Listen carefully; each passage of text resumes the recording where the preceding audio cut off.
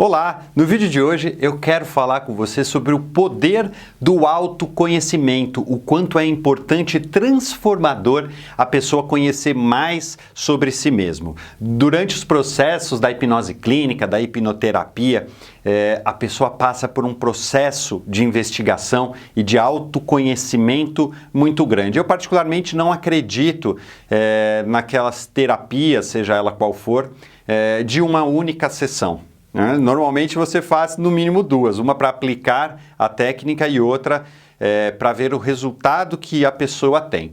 Os meus processos de hipnoterapia e os processos que eu ensino para os meus alunos duram em média de 6 a 10 sessões, para que realmente a pessoa consiga passar por esse processo de autoconhecimento e entender tudo aquilo que acontece na vida dela. Existem várias formas de trabalho, porém eu não acredito nessas formas milagrosas ou até em fórmulas milagrosas de atendimento, porque a gente tem que entender que cada pessoa é uma pessoa. Cada pessoa teve as experiências da sua vida e reage de formas diferentes. A gente não pode colocar um padrão. Todas as pessoas que viveram determinada situação vão reagir sempre da mesma maneira.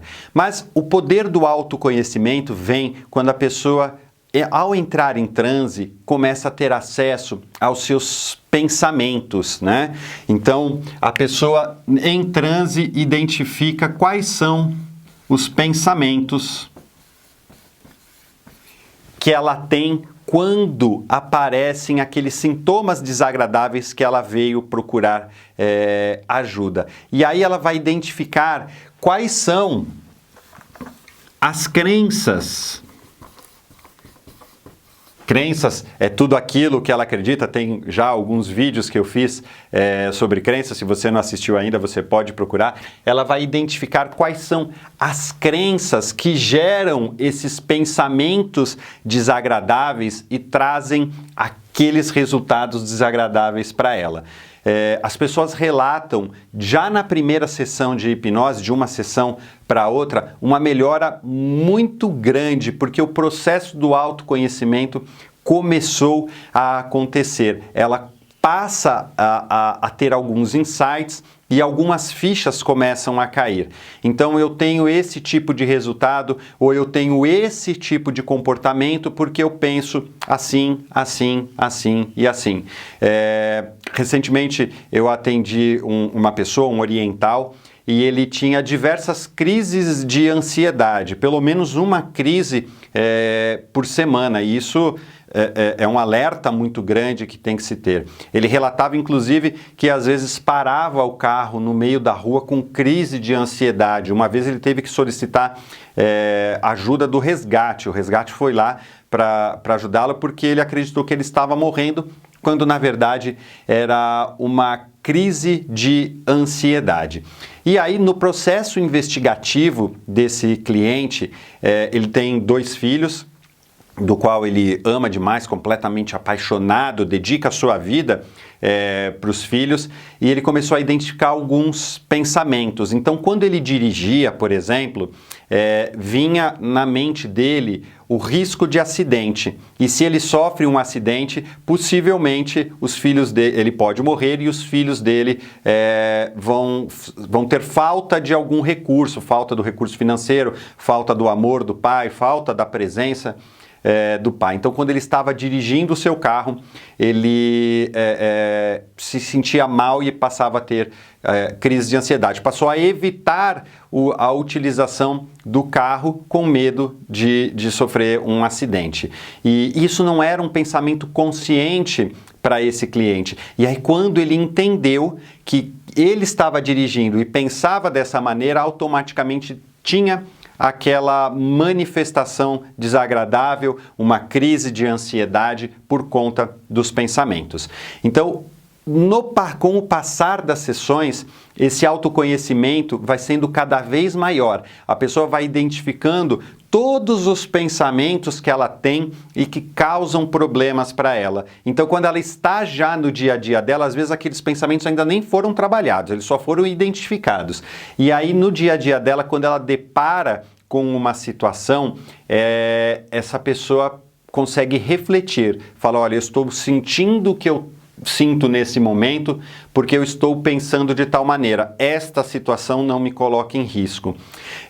Se a pessoa é uma pessoa procrastinadora, ela também passa a identificar esses pensamentos, olha, eu estou deixando para depois porque eu acredito nisso, nisso e nisso. Então esses pensamentos vão sendo identificados e muita coisa passa a fazer sentido para a pessoa. Quando você está perdido em algum lugar, se você vê diversos caminhos, você não sabe qual caminho pegar. E você talvez vá arriscando caminho por caminho até que um dia você consiga acertar. E aí na terapia, ela consegue desenvolver esse autoconhecimento e ela olhando para cada um desses caminhos onde ela está perdida, ela consegue saber para onde cada caminho vai levá-la.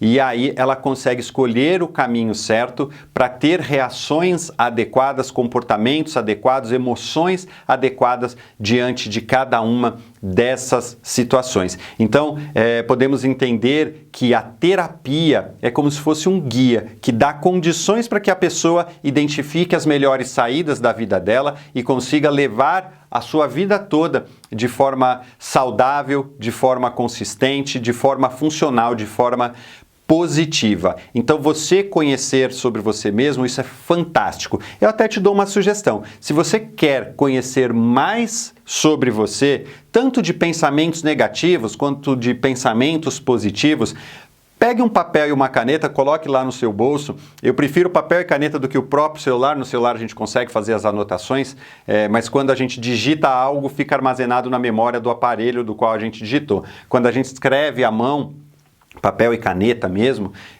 nós armazenamos aqui. Está lá registrado no papel, mas aqui fica armazenada essa informação. Até para estudar, isso é uma dica bem interessante. Escreva em papel e caneta. Tenha papel e caneta na mão e leve esse papel e caneta com você para onde você for. E aí você vai começar a identificar os seus pensamentos. Sempre que você tiver um pensamento negativo, escreva esse pensamento negativo, anote ele. E aí, sempre que tiver, você vai fazendo uma lista ali, vai anotando. E você vai poder notar que existe um padrão de pensamento. Então, todas as situações, isso é só um exemplo, todas as situações em que eu travo, onde eu fico bloqueado, não consigo reagir ou vou me afastando do problema ou daquilo que tem que ser feito, de repente eu tenho um pensamento de eu não vou conseguir fazer isso. Aí eu anoto lá, eu não vou conseguir fazer isso. De repente eu estou diante de uma outra situação onde eu me vejo ficando bloqueado e aí eu vou analisar qual é o tipo de pensamento que eu tenho e de repente eu não vou conseguir fazer isso, está lá presente mais uma vez. E assim também vai acontecer com os pensamentos positivos. Quando você encara uma situação de frente, quando você tem sucesso em algo, quais são os pensamentos que você está tendo diante dessa situação e que você pode anotar e alimentar esses pensamentos positivos para que eles fiquem cada vez mais presentes na sua vida. Faça uma lista de quais são os seus pensamentos negativos, quais são as situações da sua vida onde você está utilizando esses pensamentos negativos. Faça uma lista de pensamentos positivos e quais são os momentos da sua vida onde você está utilizando esses pensamentos positivos.